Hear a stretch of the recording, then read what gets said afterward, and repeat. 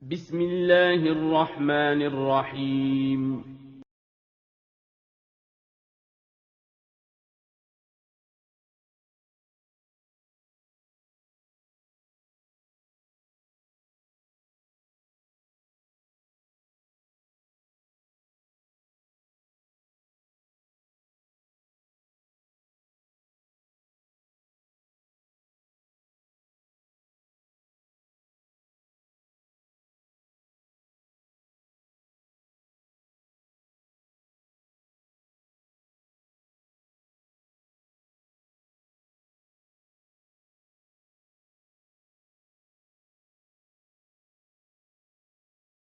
Bismillahirrahmanirrahim.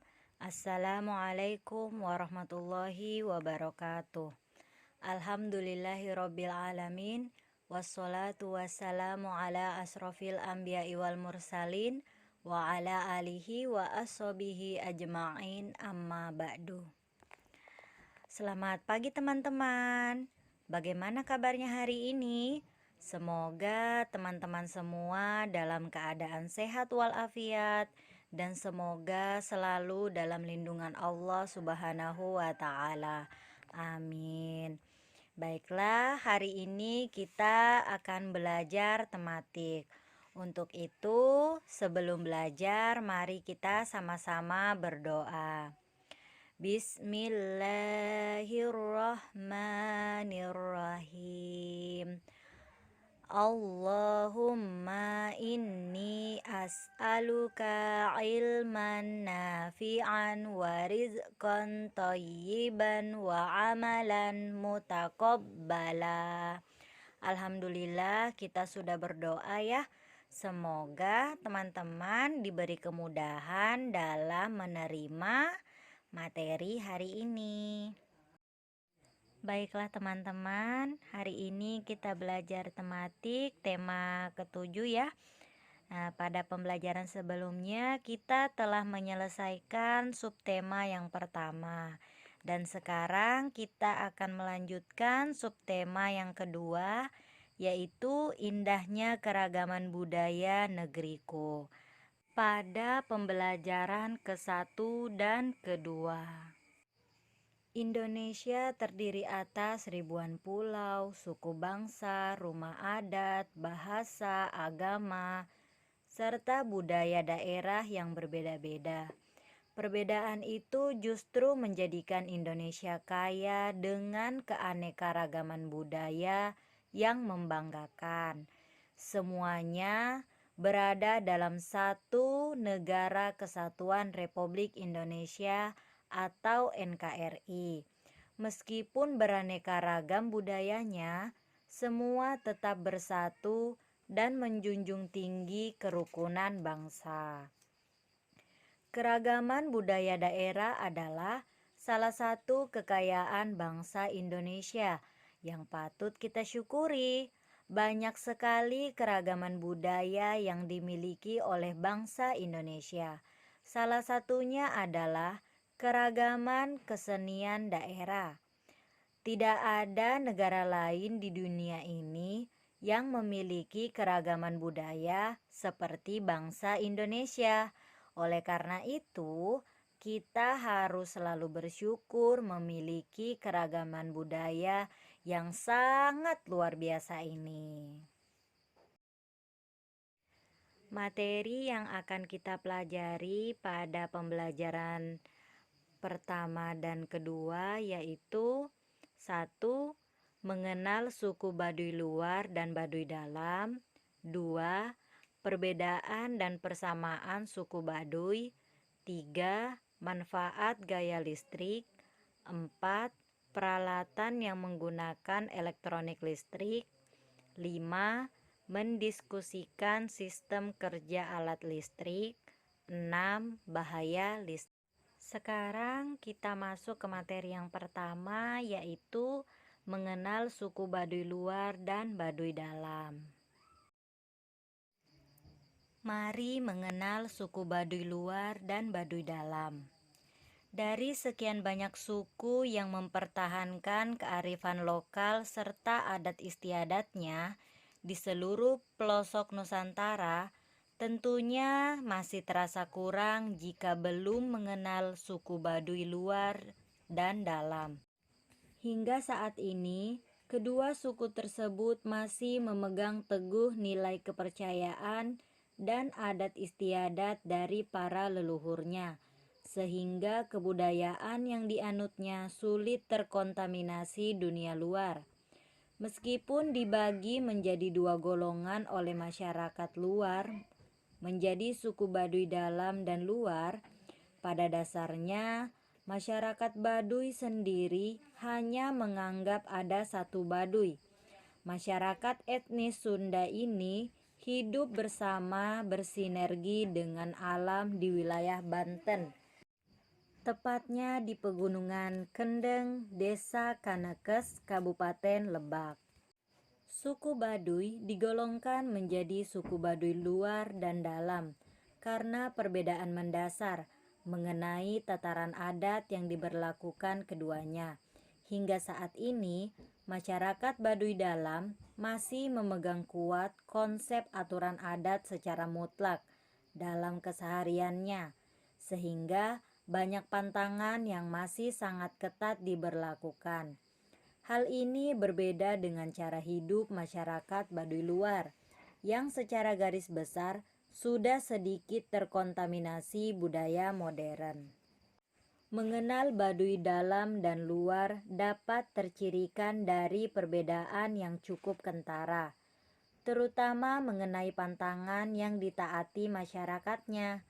Dilihat dari penampilan, masyarakat Baduy luar menggunakan pakaian serba hitam atau biru dongker, sementara masyarakat Baduy dalam relatif menggunakan pakaian yang didominasi warna putih, meski kadang ditambahkan ikat kepala hitam. Masyarakat Baduy luar juga mengenal teknologi berupa alat-alat elektronik.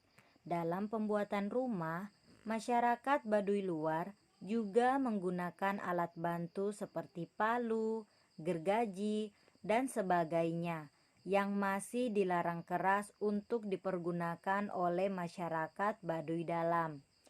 Begitu juga dengan penggunaan bahan kimia seperti sabun dan sampo yang diperbolehkan digunakan oleh masyarakat Baduy luar, sementara masih berupa larangan oleh masyarakat Baduy dalam karena dianggap dapat mencemari alam. Bukan hanya pantangan yang berlaku bagi seluruh masyarakat Baduy, penduduk luar yang berkunjung pun wajib menaati pantangan yang diberikan, terutama yang diberlakukan oleh masyarakat tertutup dari Baduy dalam. Misalnya, tidak boleh mengambil foto kawasan Baduy dalam dan mengikuti aturan adat istiadat yang diberlakukan saat berkunjung. Walaupun berbeda, nilai luhur dalam adat suku Baduy masih dipegang kuat dan terus diwariskan turun-temurun oleh seluruh masyarakatnya. Hal tersebut dapat ditanam sedari kecil melalui tradisi golak, yaitu pendidikan orang tua terhadap anaknya untuk mengajarkan hidup yang apa adanya, kesederhanaan, kekeluargaan, lewat jiwa gotong royong, juga berbagai kebiasaan seperti berladang atau menenun. Hingga saat ini, masyarakat Baduy tidak mempergunakan transportasi apapun dan hanya berjalan kaki untuk bepergian. Mereka juga memilih tidak menggunakan alas kaki dan tidak bepergian lebih dari 7 hari keluar Baduy. Mereka membangun segala kebutuhan seperti rumah, jembatan, dan sebagainya dengan bantuan alam. Untuk memenuhi kebutuhan sandang, pangan, dan papan, mereka menenun dan bercocok tanam. Oleh karena itu, mengenal suku Baduy dalam dan luar bukan sekedar memberi wawasan penting mengenai budaya murni yang masih hidup di Nusantara, tapi juga mengajarkan makna kehidupan soal keselarasan hidup melalui nilai budaya yang diterapkan oleh masyarakatnya.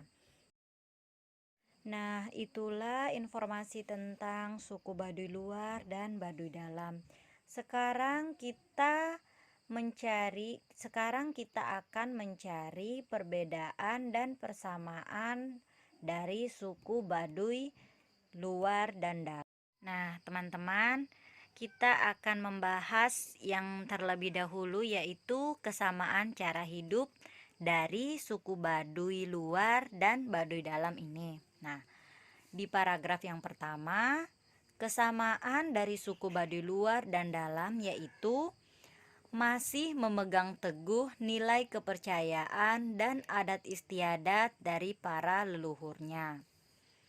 Terus kita lihat di paragraf yang kelima,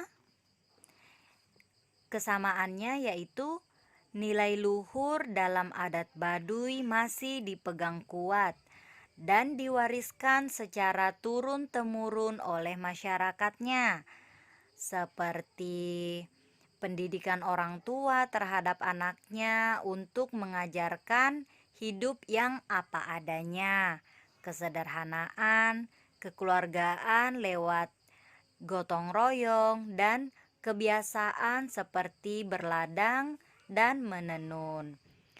Lalu di paragraf yang terakhir, masyarakat Baduy tidak menggunakan transportasi apapun, hanya berjalan kaki jika mereka ingin bepergian, dan tidak bepergian lebih dari 7 hari ke luar Baduy. Terus mereka masih membangun segala kebutuhan seperti rumah, jembatan, dan sebagainya itu dengan bantuan alam. Dan untuk memenuhi kebutuhan sandang, pangan, dan papan, mereka masih menenun dan bercocok tanam, ya. Itulah kesamaan cara hidup dari suku Baduy luar dan Baduy dalam. Sekarang kita akan mencari perbedaan cara hidup suku Baduy luar dan Baduy dalam. Kita lihat pada paragraf yang kedua. Masyarakat suku Baduy dalam masih memegang kuat konsep aturan adat secara mutlak dalam kesehariannya, sehingga masih banyak pantangan yang sangat ketat diberlakukan. Nah, berbeda dengan masyarakat Baduy luar yang secara garis besar sudah sedikit terkontaminasi budaya modern. Kita lanjut ke paragraf yang ketiga. Perbedaan cara hidup masyarakat Baduy luar menggunakan pakaian serba hitam atau biru dongker, sementara masyarakat Baduy dalam relatif menggunakan pakaian yang didominasi warna putih, meski kadang ditambahkan ikat kepala hitam. Dan paragraf yang keempat, masyarakat Baduy luar sudah mengenal teknologi berupa alat-alat elektronik. Dalam pembuatan rumah, masyarakat Baduy luar menggunakan alat bantu seperti palu, gergaji, dan sebagainya yang masih dilarang keras untuk dipergunakan oleh masyarakat Baduy dalam. Nah, masyarakat Baduy luar juga menggunakan bahan kimia seperti sabun dan sampo, sementara masyarakat Baduy dalam masih melarangnya karena dianggap dapat mencemari alam.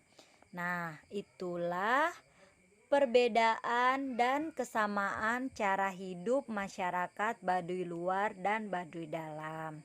Sampai di sini paham ya teman-teman? Baik, materi yang ketiga yaitu manfaat gaya listrik. Dalam kehidupan sehari-hari, kita banyak memakai peralatan listrik. Bagaimanakah cara untuk mendapatkan listrik? Adakah peralatan di rumahmu yang menggunakan listrik? Dapatkah kamu menyebutkannya? Bagaimanakah peralatan itu dapat dinyalakan? Semua peralatan itu mengubah energi listrik menjadi energi yang kamu butuhkan. Dapatkah alat itu digunakan jika tidak ada listrik? Apakah yang akan terjadi jika di rumahmu tidak ada listrik? Dapatkah energi listrik diganti dengan energi yang lain? Agar dapat memahami energi listrik, kalian harus memahami gejala kelistrikan. Kalian sudah mengetahui bahwa benda terdiri atas bagian-bagian lain yang lebih kecil. Bagian-bagian suatu benda sering juga disebut partikel. Bagian terkecil dari suatu benda yang sudah tidak dapat dibagi lagi disebut atom. Pada bagian atom inilah terjadinya listrik. Keberadaan listrik tidak dapat dilihat secara langsung. Adanya listrik dapat diketahui setelah berubah menjadi energi lain, misalnya menjadi panas, cahaya, atau bunyi. Namun, adanya gejala kelistrikan dapat diketahui. Bagaimana cara mengetahui gejala kelistrikan? Untuk mengetahuinya, ikutilah penjelasan berikut. Pada dasarnya, muatan listrik ada dua, dan keduanya saling berlawanan. Jenis kedua muatan listrik adalah negatif dan positif. Muatan listrik negatif disebut elektron, sedangkan muatan listrik positif disebut proton. Adanya dua jenis listrik yang kalian perhatikan pada kabel listrik. Kabel listrik biasanya terdiri atas dua jenis kabel yang dijadikan satu. Umumnya ditunjukkan dengan dua warna kabel yang berbeda. Ada yang berwarna merah hitam atau merah biru. Jika kedua muatan listrik yang berlawanan bertemu, akan terjadi gaya tarik-menarik. Gaya tarik-menarik itu sering disebut gaya listrik. Untuk mengamati adanya gaya listrik, coba teman-teman lakukan aktivitas berikut. Kita akan mempraktikkan gejala kelistrikan.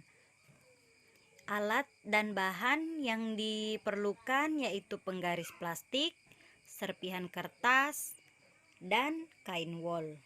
Nah, cara kerjanya yaitu satu, siapkan serpihan sobekan kertas ya.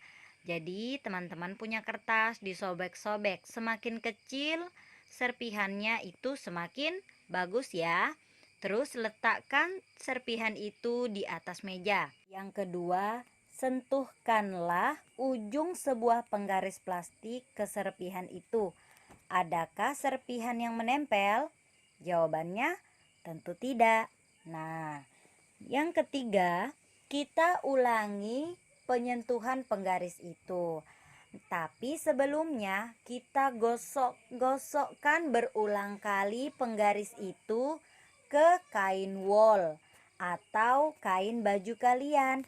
Semakin lama digosok akan semakin bagus. Nah, setelah itu apakah yang terjadi pada serpihan kertas setelah disentuh penggaris yang digosok?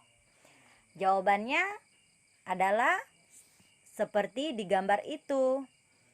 Serpihan kertasnya menempel. Nah, apa kesimpulan dari kalian?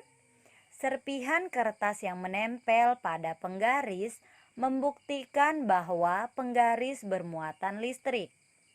Muatan listrik itu berasal dari muatan listrik kain wol atau kain baju yang berpindah ke penggaris. Hal itu terjadi karena penggosokan berulang kali antara penggaris dan kain wol. Dengan demikian, dapat dikatakan penggosokan dapat menimbulkan listrik. Gejala kelistrikan dapat kalian temukan ketika kalian mengenakan baju yang baru saja disetrika. Jika kalian perhatikan dengan cermat, saat mengenakan baju itu rambut-rambut di kulit lengan kalian pasti akan terasa berdiri. Hal itu disebabkan baju juga bermuatan listrik akibat digosok berulang kali oleh setrika. Kita lanjut ke materi yang keempat, yaitu peralatan yang menggunakan elektronik listrik. Nah, yang pertama yaitu satu peralatan elektronik. Dalam kehidupan sehari-hari, kita menggunakan kipas saat udara panas. Namun, saat ini manusia telah banyak menggunakan kipas angin atau alat pendingin ruangan. Kipas angin dan alat pendingin ruangan merupakan contoh alat elektronik, yaitu alat yang bekerja menggunakan listrik. Energi listrik merupakan bentuk energi yang paling banyak digunakan karena dapat diubah menjadi berbagai macam bentuk energi lain. Perubahan menjadi bentuk energi lain itulah yang sering dimanfaatkan untuk keperluan rumah tangga. Beberapa alat listrik di rumah tangga antara lain lampu, setrika, kipas angin, dan televisi. Lampu mengubah energi listrik menjadi energi cahaya dan energi panas. Setrika mengubah energi listrik menjadi energi panas. Kipas angin mengubah energi listrik menjadi energi gerak. Adapun pada televisi, energi listrik diubah menjadi energi cahaya, bunyi, dan panas. 2. Sumber energi listrik. Kalian sudah mengetahui benda yang dapat menghasilkan energi disebut sumber energi. Oleh karena itu, benda penghasil energi listrik disebut sumber energi listrik. Sumber energi listrik yang sering kalian gunakan untuk mainanmu adalah baterai. Contoh sumber energi listrik lain adalah aki, dinamo, dan generator. A. Baterai. Baterai disebut pula elemen kering karena di dalamnya terdiri atas bahan-bahan kimia kering. Di dalamnya terdapat batang karbon yang berfungsi sebagai kutub positif. Adapun pembungkus seng berfungsi sebagai kutub negatif.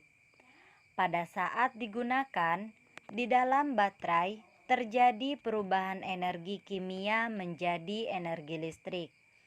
Jika bahan-bahan kimia di dalamnya sudah tidak dapat berubah lagi, berarti baterai sudah kehabisan energi listrik. Pada saat itu, baterai sudah tidak dapat digunakan. Karena tidak dapat digunakan kembali, maka baterai disebut elemen primer. Cara menggunakan baterai sangat mudah. Jika kedua kutubnya dihubungkan, maka sebuah rangkaian baterai akan mengalirkan arus listrik. B. Aki. Berbeda dengan baterai, setelah habis energi kimianya, aki masih dapat diisi kembali. Karena itulah aki disebut elemen sekunder. Pada saat aki digunakan, terjadi perubahan energi kimia menjadi energi listrik. Sebaliknya, pada saat aki diisi ulang atau disetrum, terjadi perubahan energi listrik menjadi energi kimia. Aki lebih praktis daripada baterai. Selain karena dapat diisi ulang, tegangan listrik yang dihasilkan juga lebih bervariasi. Cara penggunaan aki sama dengan penggunaan baterai. Dalam menggunakan aki dan baterai ke rangkaian listrik, kalian jangan sampai terbalik memasang kutubnya. Mengapa demikian? Karena jika terbalik, maka tidak akan menghasilkan energi listrik. C. Dinamo. Sumber energi lain yang sering kalian temukan adalah dinamo sepeda. Dinamo sepeda biasanya dipasang pada roda sepeda. Di dalam dinamo ada bagian pokok yang berupa magnet dan kawat kumparan. Salah satu dari keduanya dapat berputar. Bagian yang terputar disebut rotor, sedangkan yang diam disebut stator. Bagian rotor dihubungkan ke bagian roda. Jika roda berputar, rotor juga berputar. Perputaran antara magnet terhadap kumparan itulah yang menghasilkan listrik. Makin cepat berputar, makin besar tegangan listrik yang dihasilkan. Hal itulah yang menyebabkan saat kalian mengayuh sepeda semakin cepat, nyala lampu juga semakin terang. Jadi, pada penggunaan dinamo terjadi perubahan energi gerak menjadi energi listrik. Generator. Ketiga sumber listrik di atas menghasilkan listrik dalam ukuran kecil. Adapun sumber energi listrik dalam ukuran besar disebut mesin pembangkit listrik atau generator. Dari generator inilah timbul energi listrik yang dapat digunakan dalam suatu wilayah yang luas. Materi yang kelima yaitu sistem kerja alat listrik.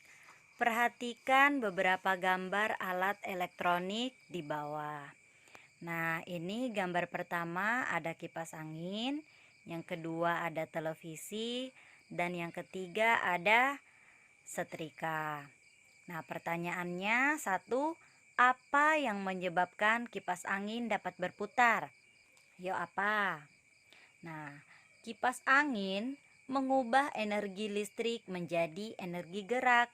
Jadi, yang menyebabkan kipas angin berputar yaitu energi listrik. Nah, pertanyaan yang kedua, apa yang membuat setrika menjadi panas? Nah, setrika mengubah energi listrik menjadi energi panas. Jadi, yang membuat setrika menjadi panas yaitu sama, energi listrik. Nah, pertanyaan yang terakhir, apa yang menyebabkan televisi dapat menyala? Teman-teman pasti sudah tahu jawabannya apa. Jawabannya adalah, ya betul, energi listrik. Jadi, kipas angin, televisi, dan setrika ini dapat berfungsi karena adanya energi listrik. Materi yang terakhir yaitu bahaya listrik. Listrik membuat hidup kita menjadi nyaman, namun penggunaannya yang tidak hati-hati dapat menyebabkan kematian. Pernahkah kalian melihat peringatan seperti gambar di samping? Gambar itu merupakan peringatan agar kita berhati-hati ketika menggunakan listrik. Kecerobohan penggunaan listrik dapat menyebabkan hubungan pendek, kerusakan peralatan listrik, dan kebakaran. Jadi teman-teman, kita harus berhati-hati dalam menggunakan listrik. Ya, baiklah teman-teman, itulah materi yang bisa Ustazah sampaikan hari ini. Semoga teman-teman mudah dalam memahami materinya. Nah, untuk tugas, teman-teman silahkan kerjakan tabel berikut. Ya, setelah dikerjakan, difoto dan dikirim ke Ustazah. Sekian pembelajaran hari ini. Mari kita tutup dengan membaca doa kafaratul majelis. Subhanakallahumma wa bihamdika asyhadu alla ilaha illa anta astaghfiruka wa atubu ilaik. Assalamualaikum warahmatullahi wabarakatuh.